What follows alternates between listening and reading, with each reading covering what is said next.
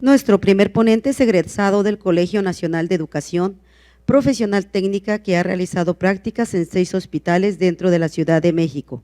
Terapista respiratorio en el Hospital Español, Hospital Mosel, Hospital Metropolitano y actualmente terapista respiratorio en el Hospital Dr. Fernando Quirós Gutiérrez del ISSSTE en la Ciudad de México, con el tema inhaloterapia y ventilación mecánica invasiva en pacientes con COVID-19. Damos la más cordial bienvenida al técnico Nicolás Benítez Huertero. Bienvenido. Ok. Muy buenos días. Antes que nada, vamos a dar lo que es una pequeña introducción de lo que es la ventilación mecánica.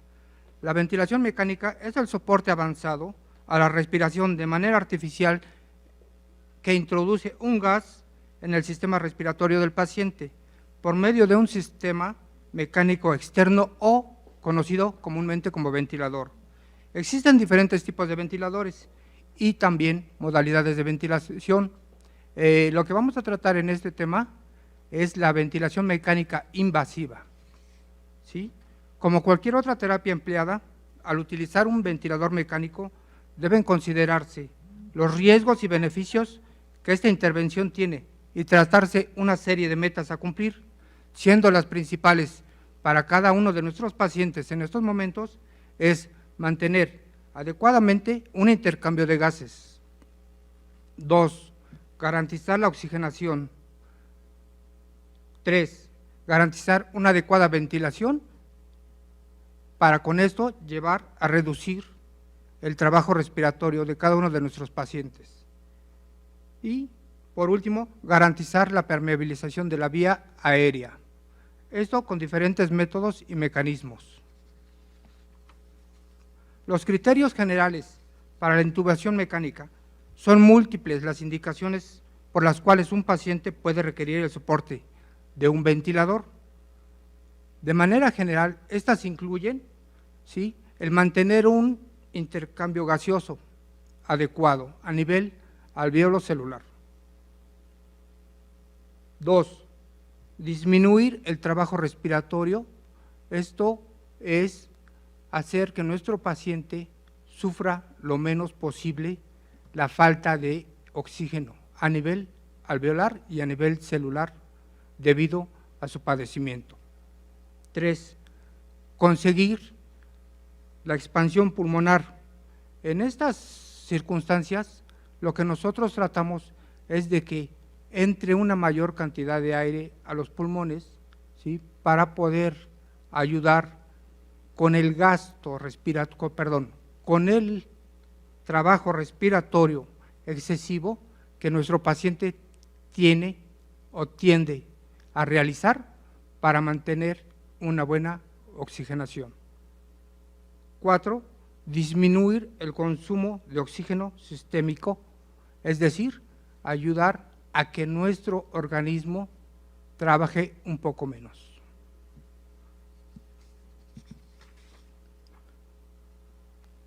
Los dos puntos principales para llevar a cabo una asistencia ventilatoria mecánica invasiva podrían ser los que se conocen como insuficiencia respiratoria o insuficiencia cardíaca. ¿Sí? En la insuficiencia respiratoria, la indicación principal para la asistencia a la ventilación mecánica se define como la presencia de oxigenación inadecuada o ventilación alveolar inadecuada, o ambos. La apnea o paro respiratorio es una forma extrema de la misma y una absoluta indicación para que inicie en cualquier paciente y en cualquier padecimiento la ventilación mecánica invasiva. La insuficiencia cardíaca, ya sea leve, moderada o severa, tarde o temprano provocará una pobre reserva respiratoria, lo cual resulta en un incremento en el trabajo respiratorio y finalmente va a conllevar esto a una falla respiratoria. Por lo tanto, el soporte con la ventilación mecánica disminuye el trabajo respiratorio y disminuye las demandas de oxígeno al corazón.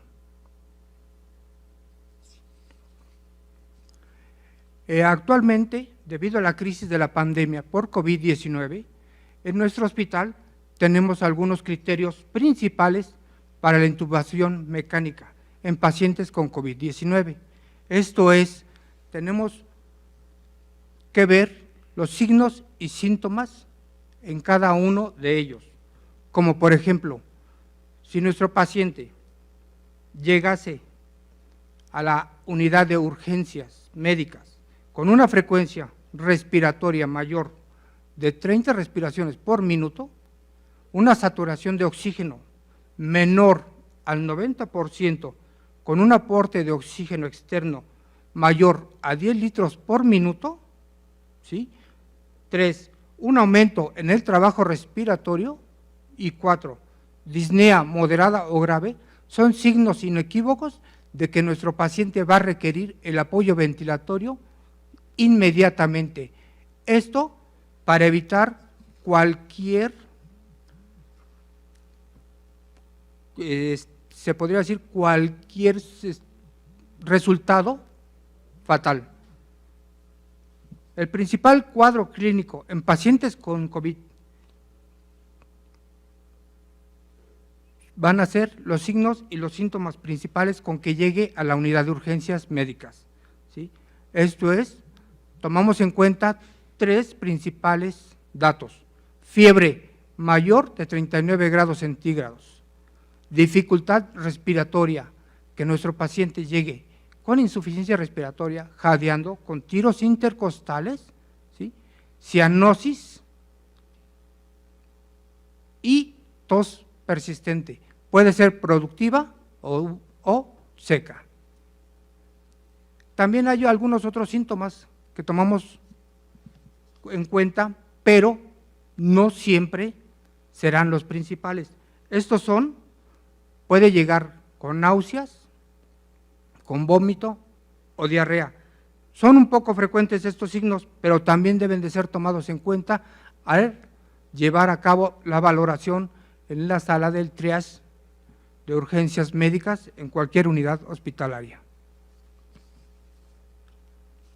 Después de estos pequeños datos clínicos, nosotros llevamos a cabo en el servicio de inhaloterapia la instalación, el armado y manejo del ventilador mecánico, así como la preparación de la vía aérea para la ventilación mecánica en pacientes con COVID-19. Lo que hacemos en el servicio de inhaloterapia inicialmente es llevar a cabo nuestra revisión y preparación del ventilador mecánico con el que va a ser asistido nuestro paciente que llega con síntomas de COVID-19. Primero, debemos de tomar en cuenta que nuestros aparatos tienen que tener una programación y una calibración predeterminada con cierto tipo de parámetros, en los cuales tenemos que ver tanto su funcionamiento como su seguridad. Esto es para llevar a cabo una ventilación mecánica ideal para cada uno de nuestros pacientes que serán sometidos a la ventilación. 2. El armado del circuito y colocación de filtros. En el armado de circuitos y la colocación de filtros debemos de tener muchísimo cuidado. ¿Por qué? Porque nosotros estamos invadiendo lo que es la vía aérea, en la cual se encuentra la cantidad mayor de gérmenes o virus, como se conoce, al SARS-CoV-2. Entonces, la utilización de filtros, tanto en la línea inspiratoria como exhalatoria, van a evitar que nuestro equipo médico, como son los ventiladores mecánicos, sirvan para contaminar o diseminar el virus en otras áreas de las cuales no existen, ¿sí? 3. Debemos de verificar las presiones en las tomas de aire y oxígeno. Debido a esto, ¿por qué? Porque se están utilizando una gran cantidad de ventiladores en un área muy cerrada. Esto conlleva a una mayor cantidad de trabajo tanto de las compresoras de los hospitales como de las presiones en las redes de oxígeno y aire. Esto puede llevar a un mal funcionamiento de los equipos mecánicos, que nos podría conllevar a una falla del respirador y desgraciadamente a un desenlace fatal en los pacientes. Y por último, comprobar todas las alarmas y los sistemas de cada uno de nuestros ventiladores, llevando a cabo una corroboración y una preparación del circuito momentos antes de que se lleve a cabo la intubación de un paciente, para constatar que nuestro equipo está funcionando correctamente antes de ser instalado. Después de estos pequeños pasos, nosotros iniciamos con unas recomendaciones para una programación inicial en cada uno de nuestros ventiladores, ¿sí? Generalmente, y gracias a, se podría decir, a la Constitución o el rango de esta enfermedad que ataca generalmente a la mayoría de pacientes adultos, podemos tomar en cuenta unos parámetros estándar para todos ellos. Claro, siempre y cuando tomando en cuenta de que cada paciente y cada ventilador son diferentes. Por lo tanto, las recomendaciones para una programación inicial serían: iniciar con una frecuencia de 20 respiraciones por minuto, un volumen corriente entre 6 a 7 mililitros por kilogramo de peso, dependiendo cada uno de nuestros pacientes, con una relación inspiración-expiración de 1 a 2 segundos. Presión máxima debe de ser menor a 35 centímetros de agua para prevenir cualquier barotrauma en nuestros pacientes. La presión positiva al final de la expiración la estamos iniciando con 8 centímetros de agua. En caso de obesidad evidente en nuestros pacientes, se puede iniciar con una presión de 10 centímetros de agua. La fracción inspirada de oxígeno será desde un principio, ¿sí?, y en los primeros momentos al 100%. Esto es para poder llevar nuestros niveles de oxígeno a lo más cercanamente posible al ideal que estamos o que deseamos mantener. Una vez realizada nuestra intubación con todas las técnicas de protección, tanto para el personal médico, de enfermería y de nosotros como inhaloterapeutas, se llevará a cabo una realización de una gasometría arterial para corroborar y hacer la corrección de los parámetros iniciales, esto de acuerdo a cada uno de nuestros pacientes y tomando en cuenta todos los demás datos clínicos con los que ingresó. Estamos manejando en el Hospital Fernando Quirós dos principales métodos de ventilación, que son, ¿sí?, ventilación controlada por volumen y ventilación controlada por presión. En la ventilación controlada por volumen, lo que nos importa, el parámetro principal, es saber qué cantidad de aire estamos administrando a nuestros pacientes en cada ciclo respiratorio. Obviamente, debemos de tomar en cuenta los demás parámetros, pero principalmente tenemos que tener en muy importante saber qué cantidad queremos y qué cantidad en realidad está recibiendo cada uno de nuestros pacientes con COVID-19 en cada ciclo respiratorio.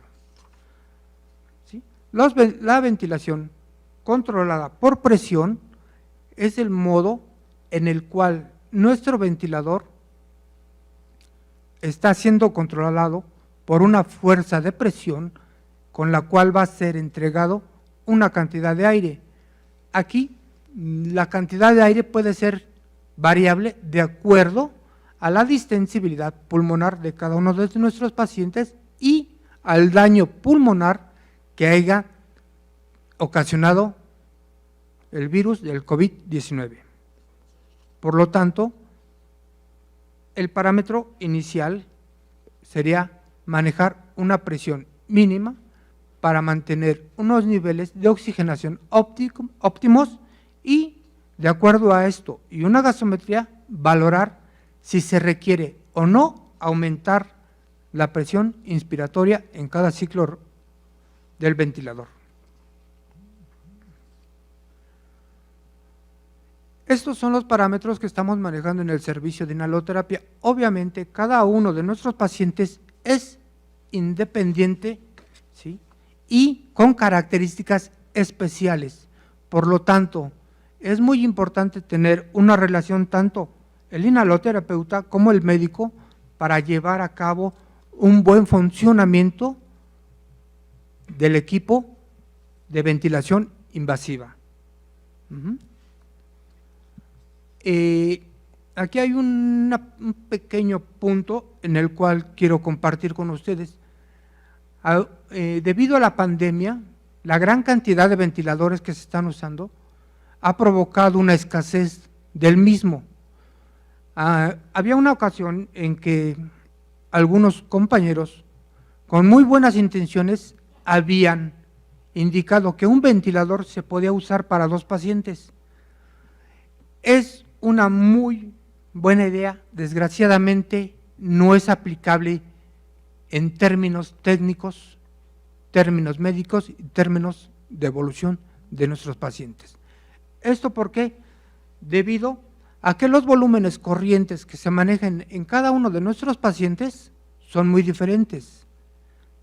Los signos, síntomas clínicos de cada uno de los pacientes no son los mismos, no traen unos síntomas estándar en los cuales nosotros nos podamos basar para utilizar un ventilador con 2 pacientes. 3, sería imposible nosotros poder manejar 2 pacientes con los mismos parámetros, tanto frecuencia respiratoria como volumen corriente, como PIP, como la medición de la mecánica pulmonar. También sería imposible monitorearla por separado. Las alarmas de un ventilador no serían factibles porque no nos podríamos dar cuenta nosotros mismos cuál de los 2 pacientes es el que está provocando la falla del ventilador. Y 3, el manejo individualizado para cada paciente en caso de mejoría o deterioro sería imposible debido a que los parámetros que estamos utilizando son exactamente los mismos para los 2.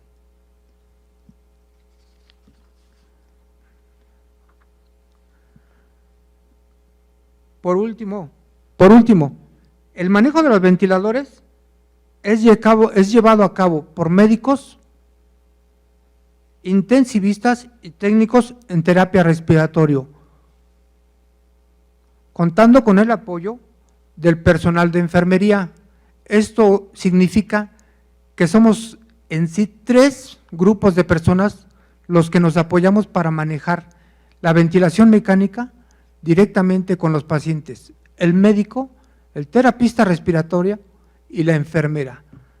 Si uno de estos 3 personajes del equipo llegara a fallar en alguna de sus funciones, desgraciadamente el enlace sería fatal para cualquiera de nuestros pacientes. Por eso es muy importante mantener una comunicación constante, tanto en la evolución de nuestro paciente como en el manejo y parámetros que se están llevando a cabo en cada uno de los ventiladores. Y por último, es una tarea importante el proteger al personal que a diario labora en las áreas críticas, como es la zona COVID, la cual es una zona de alto riesgo y pone en riesgo la vida de los trabajadores día a día, los cuales tienen y hacen sus respectivas actividades con todo,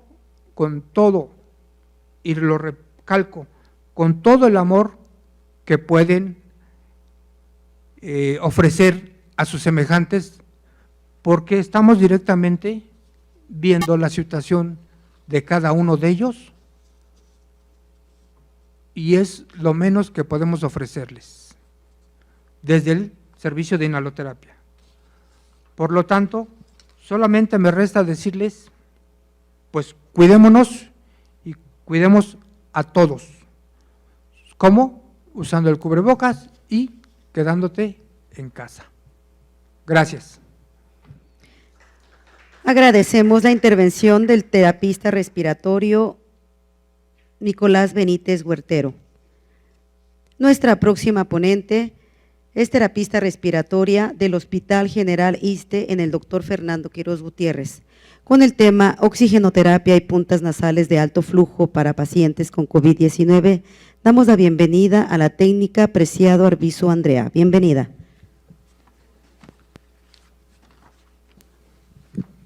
Hola, ¿qué tal? Buenos días. Muchísimas gracias por la invitación. Yo les voy a hablar sobre la oxigenoterapia en puntas nasales de alto flujo sobre pacientes de COVID. Sabemos que la oxigenoterapia es un método de administración de oxígeno suplementario por arriba del 21%. Independientemente de la FiO2 administrada, va a depender del patrón ventilatorio del paciente. Existen métodos de administración bajos y altos flujos. Ahorita nos vamos a basar mucho en el de alto flujo. Sabemos que la oxigenoterapia es una amplia de gamas de causas que se utilizan en insuficiencia respiratoria aguda, edema pulmonar cardiogénico, enfermedades pulmonar obstructivas, crónicas, cirugía cardiovascular, cirugía de tórax y cirugía abdominal. En este caso, las puntas de alto flujo lo hemos tratado en pacientes con COVID. Al principio muchos decían que no era real, que no era cierto por los aerosoles que generan. Hubo un estudio que se dio en París. Es una prueba diagnosticada que se dieron unos casos que se dieron cuenta que había que intubar a los pacientes antes de hacer este procedimiento. El estudio se llama el índice de ROX. ¿Cómo va a ser este estudio? El índice de ROX, saturación que manejamos, se va a manejar entre la saturación y la FiO2, se va a dividir entre las respiraciones por minuto. Es ahí el resultado donde va a salir si el paciente es candidato para la intubación o seguimos con el tratamiento del alto flujo. Ok, vamos a recordar, los puntos importantes de la oxigenoterapia siempre van a ser la forma de administración, el seguimiento y la indicación de esta misma. Aquí recordamos otra vez los métodos de administración, los de bajo flujo, que son las cánulas nasales, cánulas orotraqueales, mascarillas simples de oxígeno, mascarilla bolsa reservorio de reinhalación y de no reinhalación. Cánula de alto flujo. Sabemos que es la entrega de gas a través de una cánula nasal del flujo mezclado de aire y oxígeno. Tiene un impacto con la ventilación produciendo un barrido de CO2. Es el espacio muerto anatómico entre cada ciclo respiratorio que va a reemplazar todo esto con el oxígeno. La cánula nasal de alto flujo es un soporte respiratorio no invasivo diseñada para suministrar flujos de 30 y 60 litros por minuto. Sabemos que todo esto va a aumentar la ventilación alveolar. Este es el estudio que les mencionaba hace un ratito. Este es el estudio que se hizo en Francia. El estudio aplicado fue el 15 de julio en un hospital que se llamaba Louis Moores, fue con el doctor Jean y muestra la oxigenación de alto flujo que fue ingresado con pacientes de COVID con insuficiencia respiratoria aguda. Puede evitar la necesidad de intubación el 30% de los casos. Este índice de ROX combina los parámetros respiratorios del paciente y la cantidad de oxígeno recibe puede ser la manera de no intubar al paciente. Aquí está. El índice de ROX combina los parámetros respiratorios en un paciente de la cantidad de oxígeno. Recibe mediante las primeras 4 horas. Este estudio del índice de ROX, al momento de que tú le pones el alto flujo al paciente, vamos a estarlo valorando. Este índice de ROX se hace de 4 horas, 8 horas y después se lo cambiamos a 12 horas. Si el paciente continúa y se mantiene en los parámetros establecidos, el paciente no se puede intubar. Se puede manejar con este sistema de alto flujo. Esta es la fórmula que les platicaba que vamos a hacer. El índice de ROX va a ser la saturación de oxígeno del paciente más entre el FiO2 entre la frecuencia respiratoria. Esto se va a realizar con cada paciente. Si el índice de ROX sale menor a 4.80, significa que el paciente no se puede intubar. Si sale mayor a 4.88, significa que el paciente es candidato para la intubación. La justificación de la oxigenoterapia de alto flujo, ¿por qué es? Existen inconvenientes relacionados a la intubación. Va a ser la sedación intensa, el uso de relajantes musculares, que vamos a llegar a que el paciente trate de evitar todo eso para llegar a la intubación, riesgos de infecciones intrahospitalaria, la hospitalización prolongada y la rehabilitación. La oxigenoterapia de alto flujo inicialmente se utilizó poco en pacientes en formas graves de COVID con hipoxemia grave. Existe un retraso de la ventilación mecánica, la contaminación del personal, es por eso que dudaban en instalar el alto flujo en los pacientes con COVID. Recientemente se ocupa primera línea de pacientes con COVID con insuficiencia aguda hipoxémica. Estas características del estudio nos dan, en el estudio que hicieron, fue en un centro hospitalario. Incluyeron a pacientes de 18 años ingresados en el servicio de UCI durante el pico de la pandemia, con insuficiencia respiratoria hipoxémica aguda, SARS-CoV-2, confirmada por PCR, tratados de oxigenoterapia de alto flujo. Sabemos que el PCR en sus siglas en inglés, es la reacción de la cadena de la polimerasa. Es una prueba de diagnóstico que permite detectar un fragmento de material genético de este patógeno. En este caso sería la molécula del coronavirus que se encuentra en el ARN. Los resultados del estudio que hicieron, se incluyeron 62 pacientes en el estudio. Fue una edad mediana de 55 años, entre 48 y 63. Los pacientes presentaban hipoxemia grave al inicio de la oxigenoterapia de alto flujo. Los parámetros de la fracción inspirada la media fueron de 80%, el rango intercular fueron de entre 60 y 1. La saturación del paciente fue por arriba de 96% y el rango intercular fueron de 94-98%. La frecuencia respiratoria fue de 25 por minuto y el rango intercular de 21 a 32. El flujo de gas fue elevada al 50 litros por minuto y el rango intercular de 40 a 60 litros por minuto. En este estudio se dieron cuenta que los pacientes, el 21% de los pacientes respondieron bien a la terapia de alto flujo en los pacientes ingresados a UCI. 39 pacientes, el 63% requirieron ventilación mecánica y el 3%, que fueron 2, fallecieron. El 17% de la mortalidad de la oxigenoterapia fue impredecible para todos porque no se lo esperaban. Hice una diferencia entre la ventilación mecánica no invasiva y la ventilación de alto flujo. Hay que ver que la ventilación mecánica no invasiva va a limitar la corrección de la hipoxemia, tolera el paciente, pero hace una limitación de flujo de oxígeno. Existen tipos de interfase, aumenta el volumen corriente, mejora la disnea, y mejora los gases arteriales. En cambio, con la oxigenación de alto flujo, aumenta el volumen circulante, disminuye el espacio muerto y genera una presión positiva en la vía aérea. La humidificación activa del gas, administrado mejor en el transporte mucociliar, disminuye la frecuencia respiratoria sin cambios a la PaCO2 y cambios del patrón hemodicamente de los pacientes con insuficiencia respiratoria aguda. La oxigenoterapia de alto flujo produce contaminación por aerosol. El Comité de la Atención Respiratoria de la Sociedad Torácica en China, COVID-19, estableció las pausas de manejo. ¿El comité conoce que existe el riesgo de transmisión nosocomial?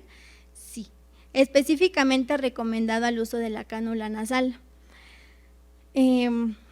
Pero con todo esto hay que evitar la dispersión de gotas durante el tratamiento. Es por eso que la Organización Mundial tuvo una guía el 28 de febrero del 2020 y ¿qué fue lo que hicieron? Hicieron lo del equipo de protección de personal. Sabemos perfectamente que cuando entramos a las áreas de COVID hay que entrar con este equipo, bueno, más que nada es con el uniforme quirúrgico, los guantes, la bata, cubrebocas, N95, gorro, careta, gogles y botas. Si nosotros usamos este equipo de protección personal, es como podemos nosotros instalar el tratamiento de oxígeno de puntas de alto flujo, porque los aerosoles que estamos aplicando no se dispersen, pero al paciente hay que ponerle siempre una mascarilla, hay que ponerle un cubrebocas para que al momento que se esté dando el tratamiento, esos aerosoles se queden ahí impregnados. ¿Cómo vamos a hacer el oxígeno de alto flujo? Se requieren 3 componentes. La torre de alto flujo regulable, como el blender, en este caso, cánula nasal y el circuito RT202. Existe un sistema de humidificación servocontrolado. Es ahí, en ese dibujito como les puse, cómo se va a aplicar de manera adecuada el tratamiento de la oxigenoterapia. Existen tipos de oxigenoterapia de alto flujo. Conocemos unos de Fisher & Paykel, que existe el Airbolt 2, el blender conocido que ese lo ocupamos mucho en los hospitales de gobierno, y el Vapotherm. En la conclusión de la terapia de alto flujo, hubo cierta incertidumbre sobre el riesgo que existía mayor dispersión viral con la técnica. Para la literatura, muestra que no hay mayor dispersión si se utiliza la protección adecuada para el personal de salud. No es arriesgado utilizar esta técnica como tratamiento de primera línea, en lugar de la ventilación mecánica, ya que proporciona una preoxigenación con altos flujos y FiO2 elevada. Se puede ocupar la ventilación mecánica no invasiva, pero la desventaja es de que se requiere una mascarilla que deberá ajustarse para evitar las fugas y la tolerancia es menor con mayor riesgo de contagio. El índice de ROX es importante herramienta dentro de las 4 horas para determinar la intubación del paciente. Eso sería todo. Muchas gracias.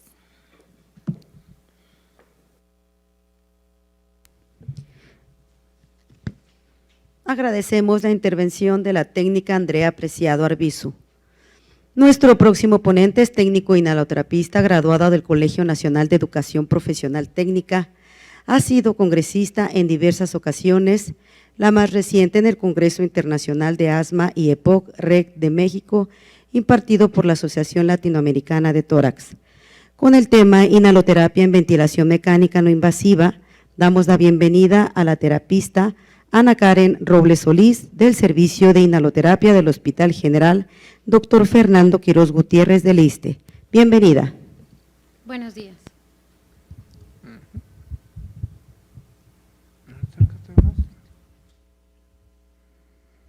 Bueno, a mí me tocó sobre el tema de ventilación mecánica no invasiva o llamado CPAP.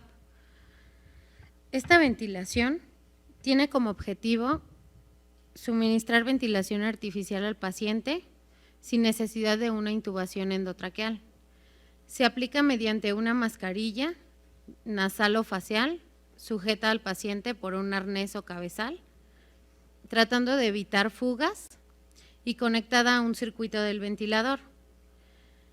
La ventilación no invasiva será eficaz si además de colocarla adecuadamente y correctamente, se consigue la colaboración del paciente, ya que honestamente esta ventilación es un poco incómoda algunas veces para los pacientes y les cuesta mucho trabajo el adaptarse. Las siglas de CPAP significan presión positiva continua en la vía aérea. En los últimos 20 años, la ventilación invasiva ha pasado de ser una técnica rara en su utilización e incómoda a tener una gran variedad de equipos ahora tecnológicos y más cómodos y modernos. Aquí en estas imágenes podemos ver cómo ahora los equipos son un poco más prácticos y el mismo paciente puede tenerlo domiciliariamente e utilizarlo. ¿Cómo fue evolucionando esta ventilación? En la década de los 60 se vio la ventilación no invasiva que resultaba eficaz durante la noche en pacientes con enfermedades neuromusculares y también se indicó en pacientes con insuficiencia respiratoria crónica agudizada, en donde la técnica de uso se fue descontinuando porque la posición del paciente era demasiado incómoda. A mediados de los años 70 se inició el uso del CPAP de nuevo para el tratamiento de pacientes con apnea obstructiva durante el sueño, así como para la insuficiencia respiratoria aguda grave y poder evitar una intubación endotraqueal. Este es uno de los ventiladores que fue creado en 1930, es mejor conocido como el pulmón de acero, y es por eso que muchas veces los pacientes, por la posición que era tan incómoda, no se adaptaban a esta ventilación.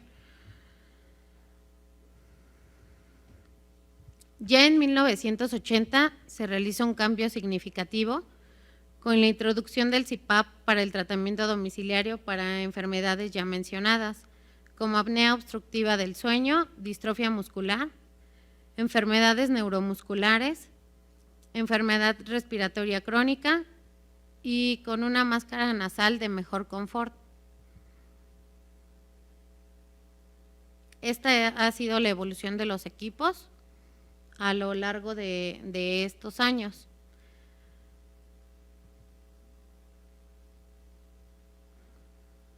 ¿Cuáles son los objetivos de esta ventilación no invasiva?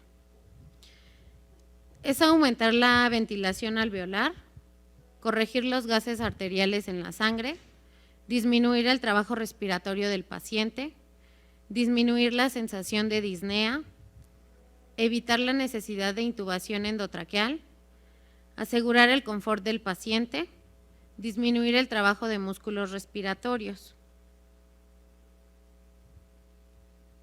¿Cuáles son las complicaciones de esta ventilación?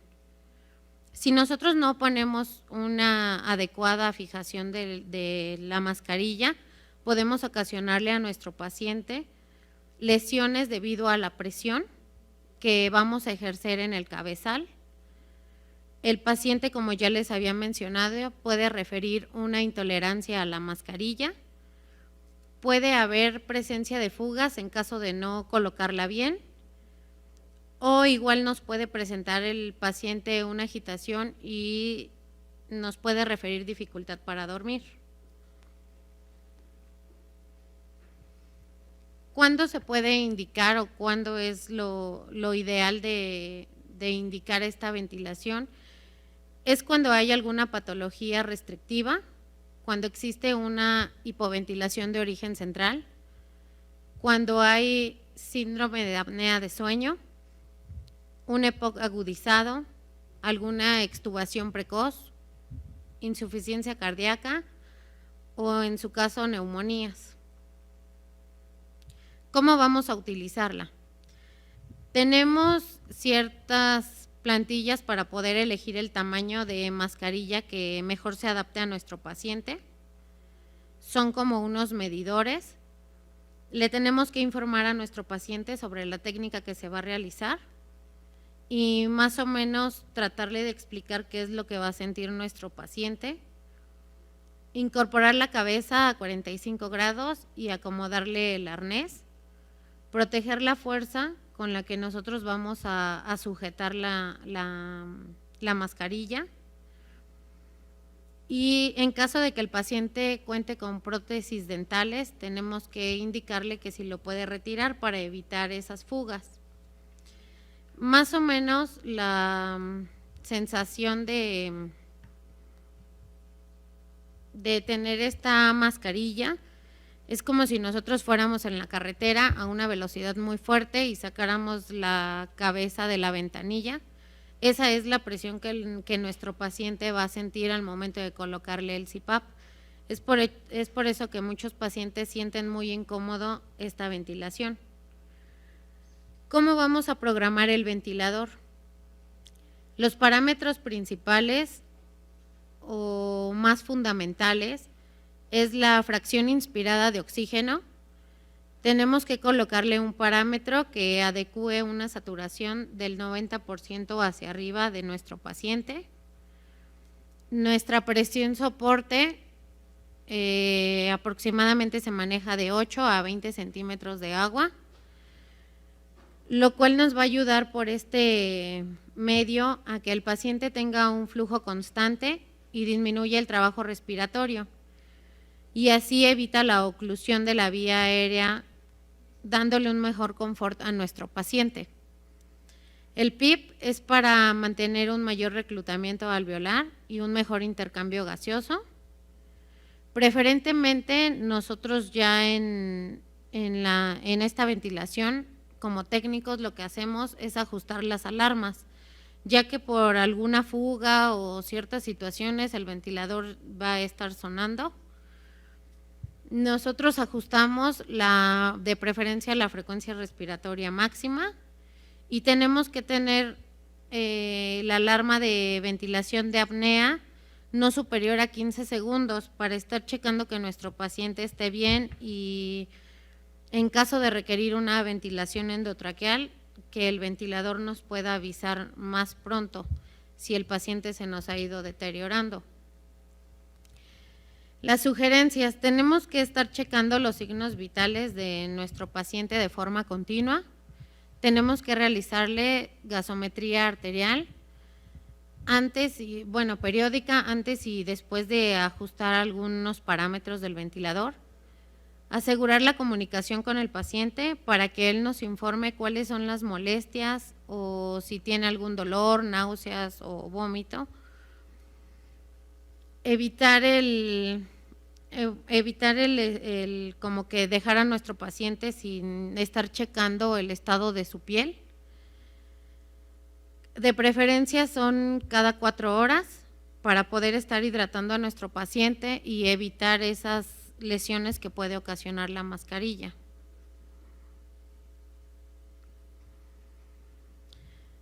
Bueno, como nota yo aquí les puse que si el paciente ha iniciado la ventilación no invasiva y vemos que no muestra una mejoría, después de 30 minutos debemos de proceder a la intubación endotraqueal inmediata.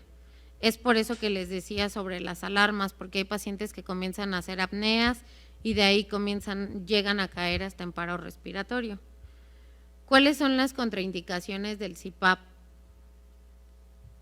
Podemos llegar a ocasionar si nosotros colocamos mal la mascarilla, fractura en los huesos de la cara,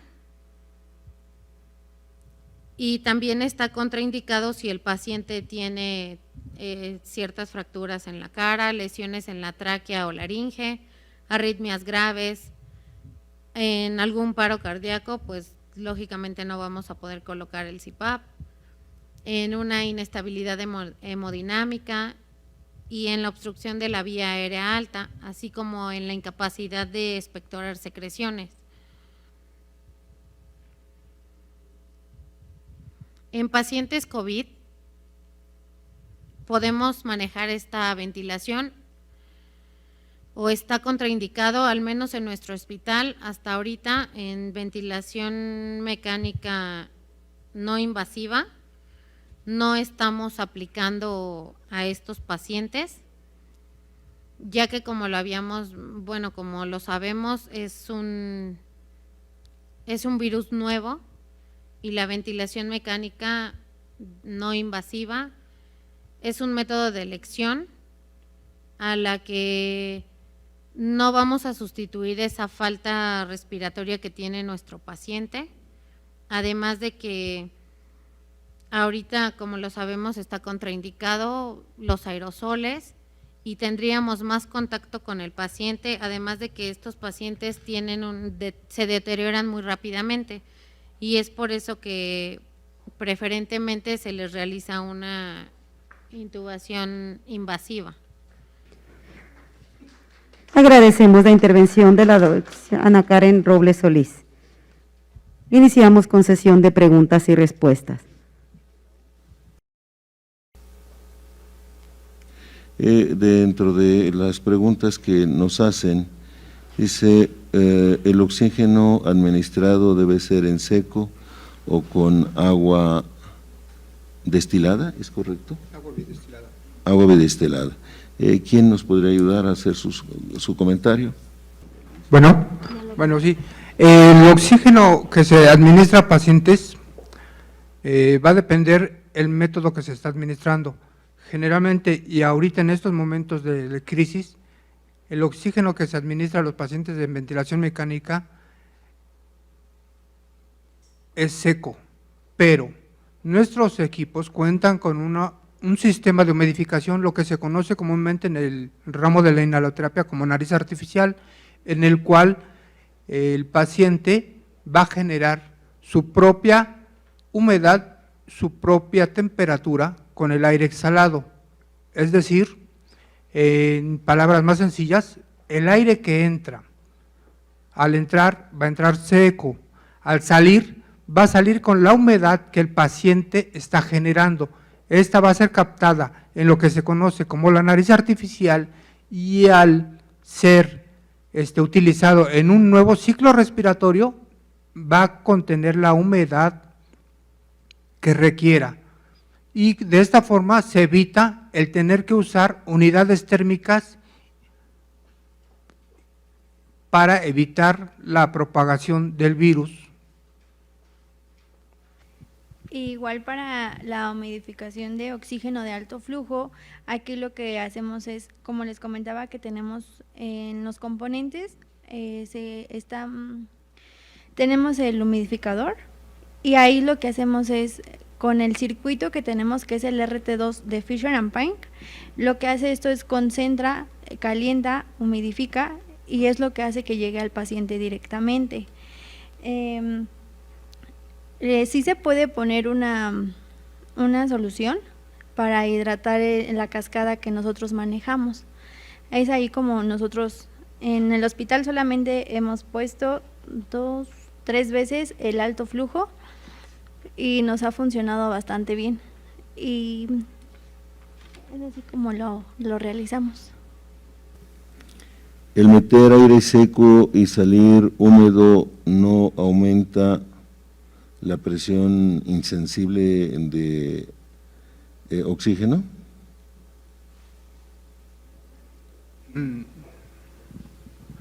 No, porque la presión que se maneja en cada uno de nuestros pacientes está programada.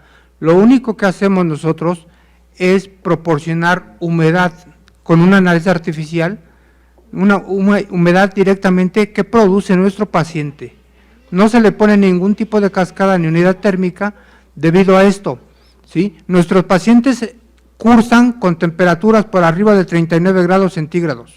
Si nosotros, aunado a esto, le administramos aire caliente externo, pues vamos a provocar todavía una mayor temperatura corporal. Por lo tanto, se están utilizando nada más las narices artificiales, en las cuales, como lo había comentado anteriormente, se va a captar la humedad que el paciente produce en cada exhalación y de ahí el oxígeno o aire seco que estamos administrando va a tomar la cantidad de humedad relativa que necesite. Existe otra pregunta por parte de Jaime Pineda. ¿Qué parámetros de FiO2 y frecuencia cardíaca se toman para referencia de manejo con CPAP e intubación? Bueno, más que nada, los parámetros son estándar los que estamos manejando en el servicio de inhaloterapia. Estamos, como les había comentado, es una fracción inspirada de oxígeno al 100%, una frecuencia respiratoria de 20 por minuto y una relación de 1 a 2 con un volumen corriente basándose en una fórmula que es de 8 a 10 mililitros por kilogramo de peso. Hay que recordar que estos parámetros son para la ventilación invasiva en pacientes con COVID y que requieren sedación. La ventilación, los parámetros para CPAP, obviamente deben de ser valorados en cada uno de nuestros pacientes porque en la modalidad CPAP nuestro paciente ya tiene automatismo. Existe otra pregunta de Rocío Gisela Cruz. El agua inyectable provoca síndrome de silo inmóvil y ella misma pregunta también si existen narices artificiales. Sí, actualmente se están manejando lo que es una nariz artificial. Es un sistema de filtro que capta la humedad del paciente, la retiene y, como les había comentado, ahí mismo va a captar el aire seco que estamos administrando, va a tomar la cantidad necesaria de humedad relativa en cada ciclo inspiratorio del paciente. Y en el exhalatorio, la humedad que sale en el aire caliente y humedecido va a ser captada de nuevo en nuestro filtro. Esto es para evitar más que nada la propagación del virus COVID-19. ¿Por qué? Porque nosotros estamos poniendo, por decirlo, una barrera para que el virus no sea dirigido o expuesto en el medio ambiente. Existe otra pregunta por parte de la doctora Rosa María Guadarrama Grajeda. Algunos pacientes con datos de alta, son dados de alta con indicaciones de CPAP, ¿se capacita a los familiares para uso de este dispositivo? Bueno, sí, tiene que ser evaluado por el neumólogo, se les tienen que realizar ciertos estudios para que cuando se les dé de alta al paciente sí puedan llevarse a domicilio su CPAP, depende de la patología que sea la que tiene nuestro paciente y ellos mismos lo manejan en casa.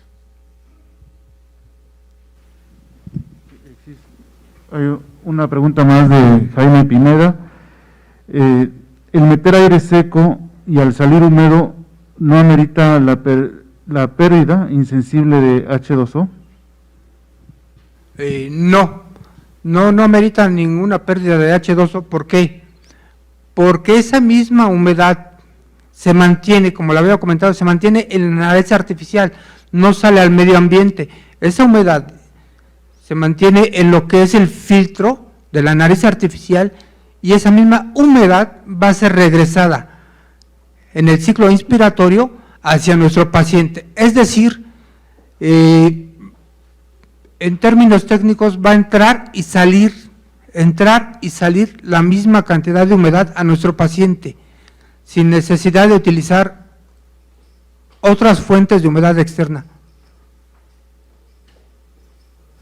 Existe otra pregunta. El flujo de oxígeno al utilizar las puntas de alto flujo, ¿hasta cuánto se puede proporcionar? Sí.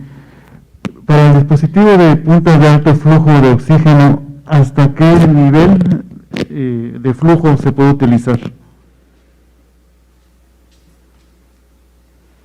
Bueno, la utilización de las puntas nasales de alto flujo puede ser utilizado más que nada en pacientes en los cuales contamos con una cooperación, un estado actual se podría decir, cooperativa, y que tengan una respuesta positiva a la cantidad de 10 a 15 litros de oxígeno por minuto. Ok, muchas gracias. Una nueva pregunta de Isabel. ¿Influye la temperatura programada en el alto flujo?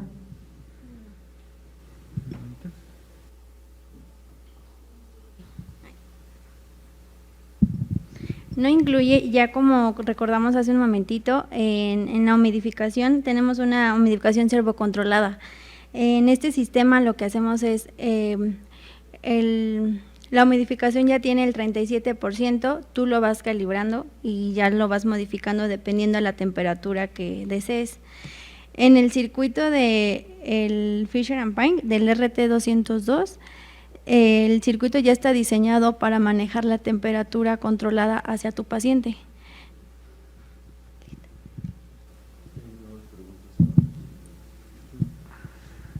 Muchas gracias. Existe otra pregunta de Coco Solís Marcial. En los CPAP que manejan rampa, en minutos, ¿cuánto es lo ideal para inicio de la terapia? Bueno, como yo lo había mencionado igual anteriormente,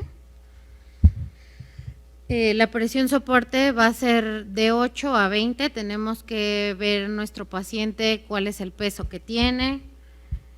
La FIO2 la vamos a calcular en base a lo mismo, tanto patología como cuál es el estado en el que está nuestro paciente, porque tenemos que tomar en cuenta que aquí no vamos a dar como tal una ventilación controlada, ya que nuestro paciente tiene ese automatismo, y con él mismo vamos a coordinar tanto al paciente con el ventilador. Entonces, como tan exacto un parámetro que se pueda dar, no, porque tenemos que primero ver qué es en realidad lo que tiene nuestro paciente y cómo está nuestro paciente y cuál es la disposición que tiene nuestro paciente.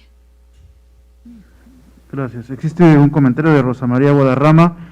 Ojalá pudieran realizar un estudio de investigación, ya que creo que hay material y conocimiento de los ponentes. Y hay otra pregunta de Jaime Pineda. ¿El aire húmedo no aumenta la mejoría de eliminar las secreciones?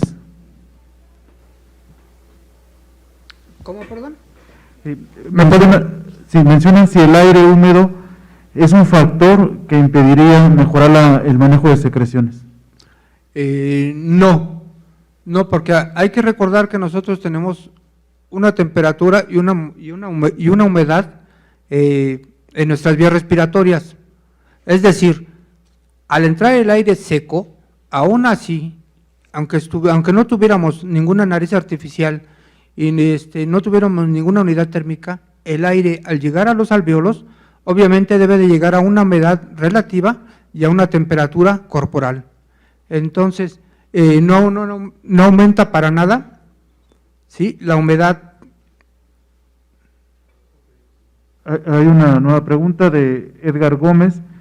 ¿Por qué mencionan flujos de 10 a 15 litros si un alto flujo empieza desde los 20 hasta los 60?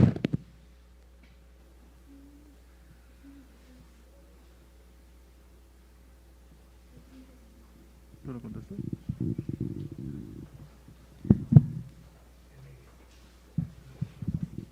Anteriormente en las diapositivas que habíamos puesto, habíamos dicho que el alto flujo empezaba de 30 a 60. Ahorita estábamos mencionando, pero del volumen de la ventilación mecánica. El alto flujo siempre se empieza, como es alto flujo, se empieza de 30 a 60 litros por minuto, no de 15.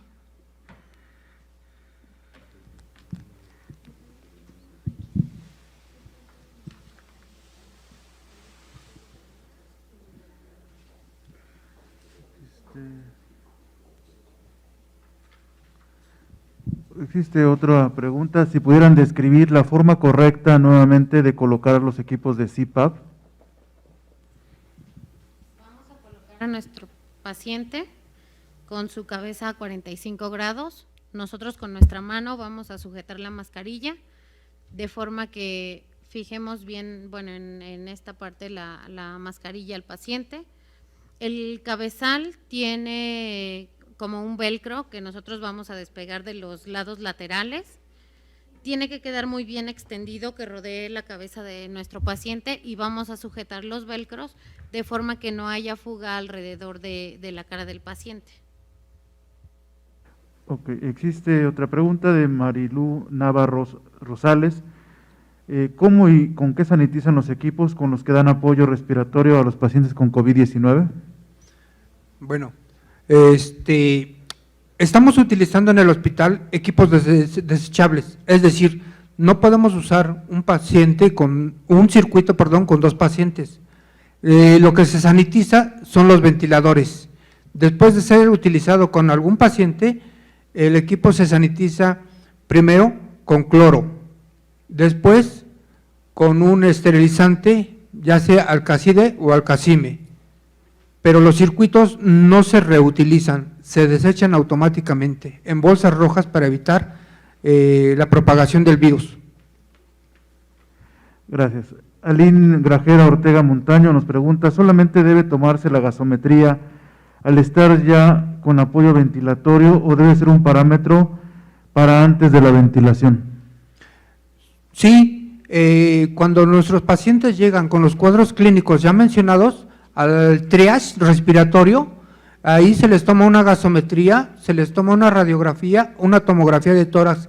Basándonos en eso, el médico decide si se interna al área de urgencias o directamente pasa al área COVID. Ya de acuerdo a la gravedad de su padecimiento, nosotros veremos si es necesaria la intubación o se empieza con lo que es la administración de oxígeno por alto flujo, y la gasometría solamente la utilizamos nosotros ya con pacientes entubados para la modificación de los parámetros. De acuerdo a esta gasometría y a los niveles que se vean en ella de la concentración de oxígeno, de la concentración de CO2, se va a hacer la modificación en los parámetros. Gracias. Fernando Herrera nos pregunta, buenos días, ¿puede existir aerofagias en la ventilación no invasiva? Aerochambers. Aerofagias. Aerochambers. No. ¿No? Ok. No. Existe otra pregunta de Edgar Gómez, ¿qué parámetros en la espirometría se ven más afectados en pacientes post-COVID?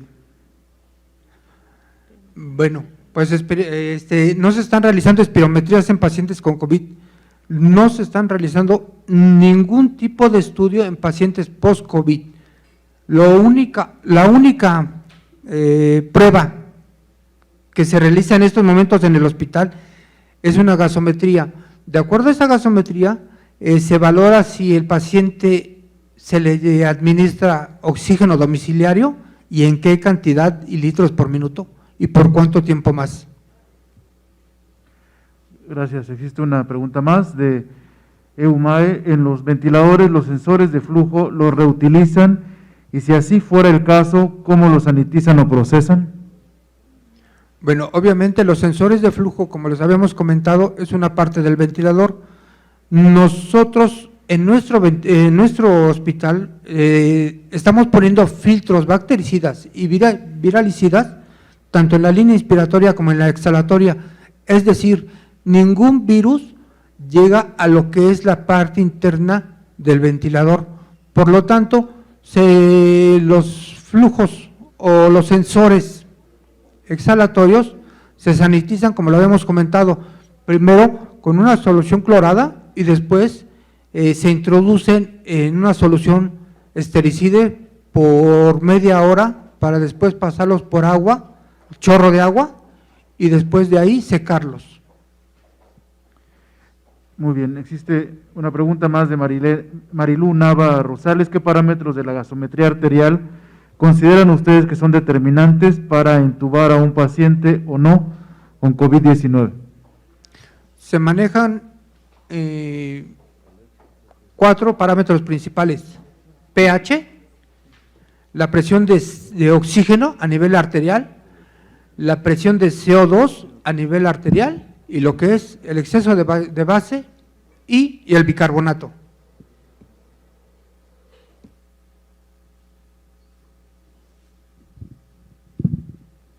¿Alguien más?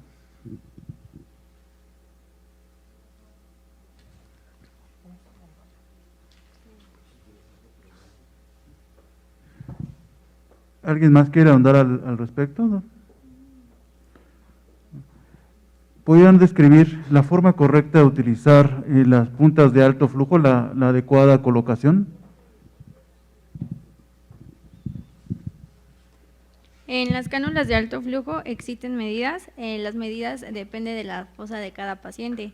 Existe la medida que es la chica, la mediana y la grande. Como les comentaba, depende de la fosa, depende del tamaño del paciente. Solamente se van a poner como las puntas normal, lo ajustas, pones el circuito, lo conectas a la torre de alto flujo o al blender y ya vas modificando la FiO2 y la presión para tu paciente.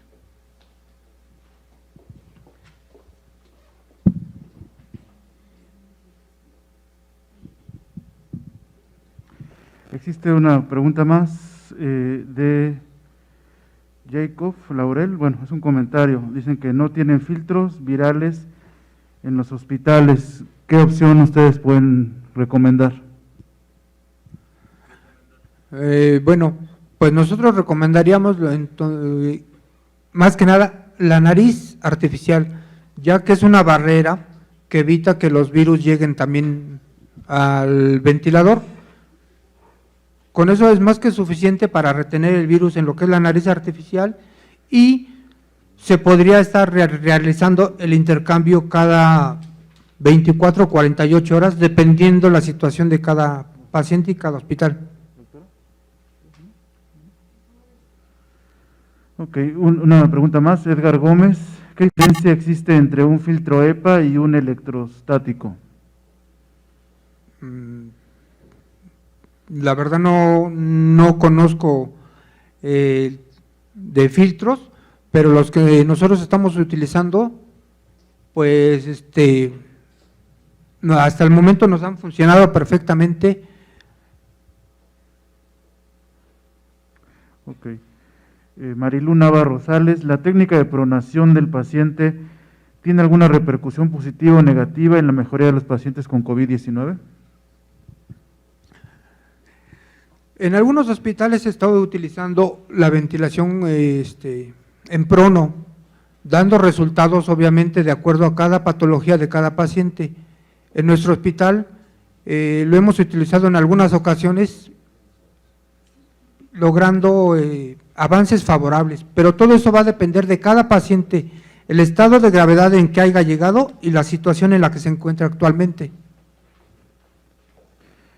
Muy bien, Isabel Bell hace un comentario, recordar la importancia del uso del circuito cerrado para la aspiración en la ventilación mecánica invasiva. ¿Les merece algún comentario? No, en nuestro hospital también estamos utilizando lo que son los circuitos cerrados en cada uno de nuestros pacientes. Esto es para evitar la propagación del COVID-19. Muy bien. Una nueva pregunta, el caso del uso, cuando se requiera el uso del CPAP en pacientes con infección de COVID-19 y que tengan un patrón más bien enfisematoso, ¿aún así se podría recomendar o se preferiría las puntas de alto flujo? De preferencia serían las puntas de alto flujo.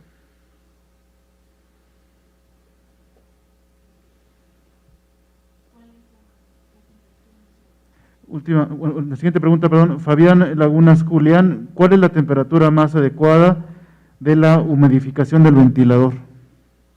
Como les habíamos comentado, no estamos utilizando unidades térmicas.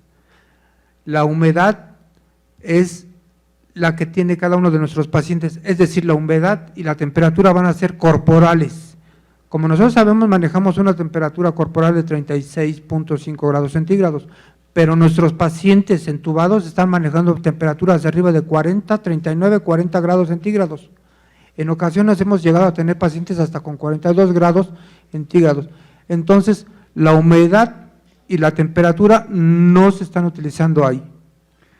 Existe otra pregunta, ¿qué opinión les merece el uso de dexametasona fraccionada para el tratamiento de los pacientes con COVID-19? Bueno, eso ya sería cuestión médica. Nosotros no estamos utilizando ningún tipo de aerosoles, están contraindicados tanto en pacientes entubados como pacientes que no requieren la ventilación mecánica. Paola Medina les pide hacer una descripción adecuada de la técnica, de hacer la descripción adecuada de la técnica para tomar gasometría arterial. Bueno, eso ya sería otra pequeña plática, pero la técnica adecuada es realizando la palpación, ¿sí?, de la arteria radial e introduciendo la aguja en un ángulo de 45 grados con el bisel hacia arriba. Se extrae nuestra muestra gasométrica y después de eso, obviamente se va a procesar, pero todo esto son principios básicos, principios que vienen en los libros, pero debido a la experiencia, obviamente, y a la práctica, nosotros en el hospital llevamos alrededor de 15, 20 años tomando gasometrías y esto se va adaptando a cada uno de nuestros pacientes. En los pacientes que ya han sido dado de alta por COVID-19 y entran a la fase de rehabilitación, ¿cuál consideran que son los pasos o las situaciones más importantes en el aspecto de inhaloterapia para estos tipos de pacientes? Bueno, los pacientes cuando ya son dados de alta, obviamente van a requerir lo que es el apoyo de oxígeno suplementario, pero esto va a ser de acuerdo a una valoración tanto del médico neumólogo como del terapista respiratorio, ya que todo esto va a ser directamente en su domicilio, ya no va a estar hospitalizado.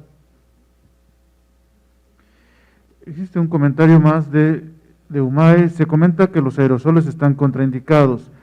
¿Se refiere a los dispositivos en spray o a las micronebulizaciones por el circuito de inhalación? Más que nada las micronebulizaciones en circuitos de aerosoles, no en los dispositivos personales como son los que se están dando actualmente a los pacientes para su domicilio, como es el Conviven, el Pulmicor. Esos obviamente, como son individuales, el paciente lo puede administrar directamente en su domicilio, pero está contraindicado darle a los pacientes aerosoles tanto en el servicio de inhaloterapia como en el área de la consulta externa. Isabel Bell, ¿el uso de salbutamol y beclometasona en aerosol también está contraindicado? Como lo habíamos comentado, están contraindicados aerosoles en pacientes, pero en la administración hospitalaria, no en la administración en domicilio. Hay un comentario de Gabriela Mendoza. De acuerdo a protocolos internacionales, las micronebulizaciones no están contraindicadas. Más bien dicho, no se pueden nebulizar por los aerosoles, la impactación en el medio ambiente. ¿Tienen algún comentario? Es lo que habíamos comentado momentos antes. Están contraindicados más que nada por el tipo de aerosol, las partículas que se provocan en el medio ambiente que quedan volátiles y son un medio de contagio para la comunidad o el personal de salud. En el caso de un paciente que está en domicilio confinado, ¿cuál sería el adecuado manejo de la ventilación? Yo quiero pensar que a nivel ambiental para evitar la propagación del virus.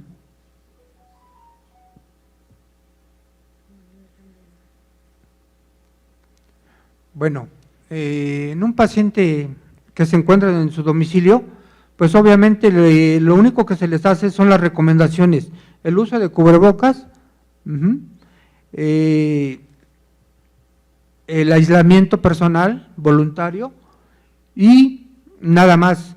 Son pacientes en los cuales los síntomas y los signos no requieren la administración de oxígeno suplementario o supervisión médica.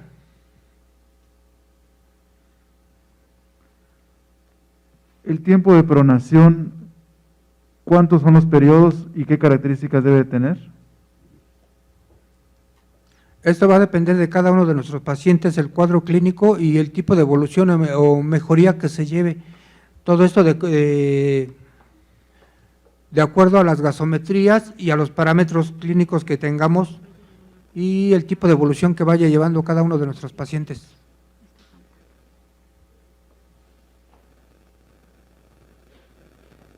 Una pregunta más de Alma Gabriela Ortega.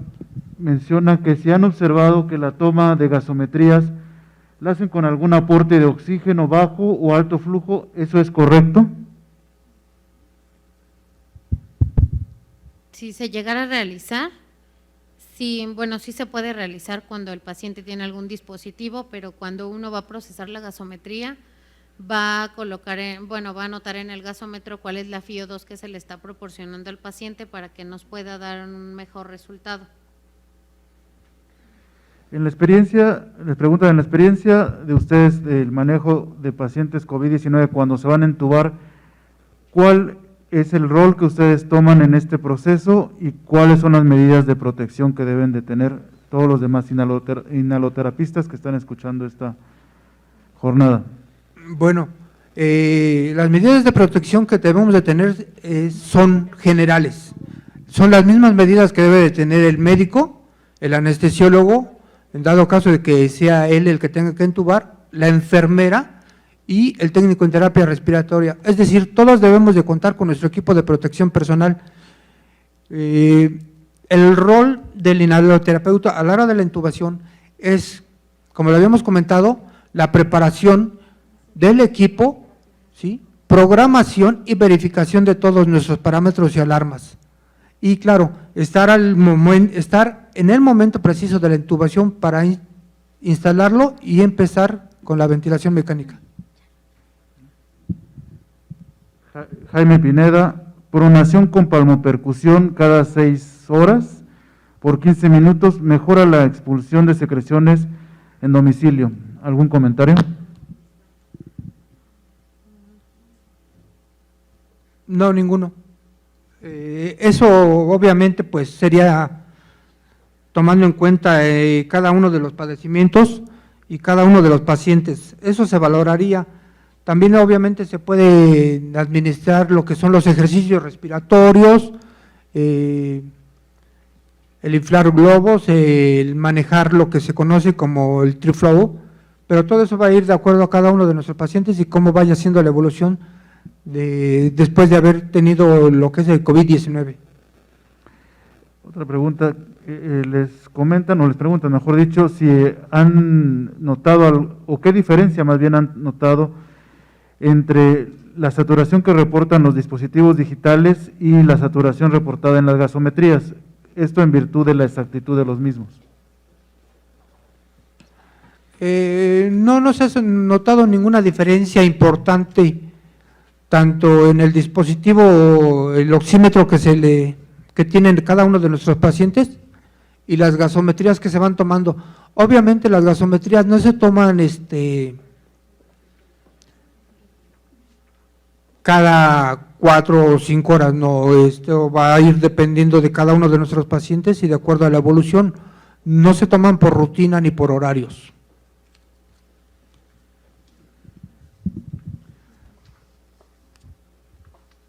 Mencionan, ¿qué alternativas se tienen en los pacientes, vuelvan nuevamente en el ambiente domiciliario, que no se puede utilizar el parámetro ROX que mencionan?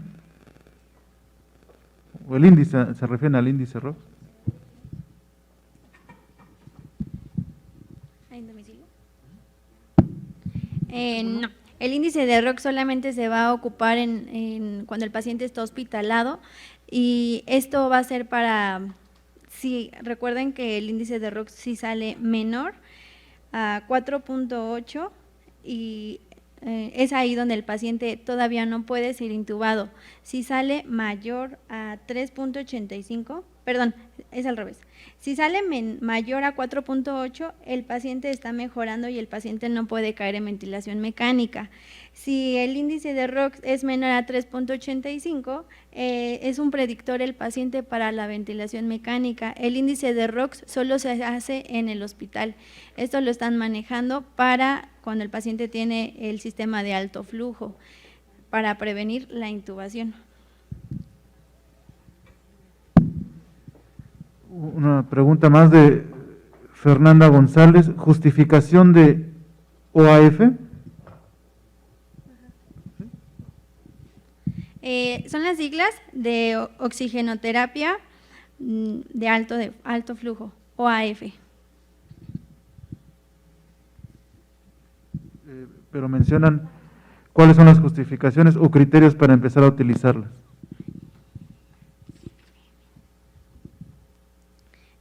Las justificaciones más importantes es recuerden que cuando ponemos a nuestro paciente en ventilación mecánica, la sedación no nos ayuda mucho. La justificación para esto sería prevenir la intubación. Es inconveniente que el estudio nos va a dar mucho en cuenta que nos va a dar menos la rehabilitación, las infecciones intrahospitalarias, y es lo que vamos a ayudar al paciente para caer bajo ventilación mecánica. Esa sería una justificación.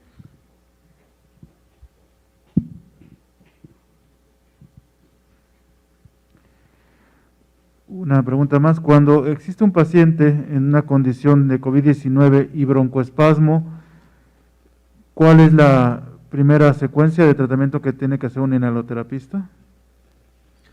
Bueno, esto ya sería de acuerdo a las indicaciones médicas. Obviamente el médico lo va a valorar de acuerdo a su estado actual, como ya lo habíamos comentado, con una espirometría, una radiografía, una gasometría, y va a dar las indicaciones para que sea manejado de acuerdo con qué tipo de medicamento, a qué dosis y en los horarios administrados, obviamente en su domicilio. Tienen, un comentario más de EUMAE, el uso de cubrebocas domiciliario para los pacientes positivos, en el caso de que la familia completa esté positiva, ¿se continúa con su uso o no? Obviamente deben de tener su cubrebocas, aunque toda la familia haya dado positivo. ¿Por qué? Porque en cualquier momento alguno de los integrantes de la familia va a tener que tener la necesidad de salir de ese confinamiento, y es la forma en que se evitaría la propagación. Le piden al inhaloterapista Nicolás si puede describir cuál ha sido su experiencia en estos meses en el tratamiento de pacientes con COVID-19 desde el aspecto de la inhaloterapia. Bueno, pues desde el aspecto de inhaloterapeuta, mi experiencia ha sido, se podría decir que gratificante, porque a pesar de la escasez de recursos con los que contaba en un inicio de la pandemia del hospital, hemos logrado salir adelante y hemos logrado sacar a muchos de nuestros pacientes. La mayor retribución que podemos nosotros sentir es su mirada de un paciente o la mirada de un familiar en agradecimiento cuando lo estamos dando de alta y está saliendo del hospital dirigiéndose a su domicilio. La sonrisa que nos muestran y el ver que logramos sacar o logramos vencer a este virus COVID-19 es una de las mayores satisfacciones que nosotros tenemos. Completando con lo que acaba de decir Nicolás, la verdad al principio todos teníamos miedo porque todos te meten y te vas a zona de COVID y entras así como con pánico, con miedo. Pero como dice Nico, sí es cierto, cuando el paciente lo ves y se está recuperando y todo sale a la perfección, dices, es apoyo de todos, apoyo del médico, apoyo de la enfermera, apoyo del anestesiólogo, apoyo del inhalo, así de la persona que sea, ahí todos somos un equipo y todos somos juntos, nadie es más ni menos. Cuando te metes a área de COVID, todos somos uno mismo.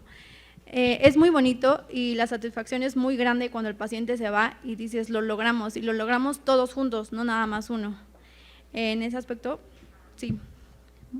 Muchas gracias.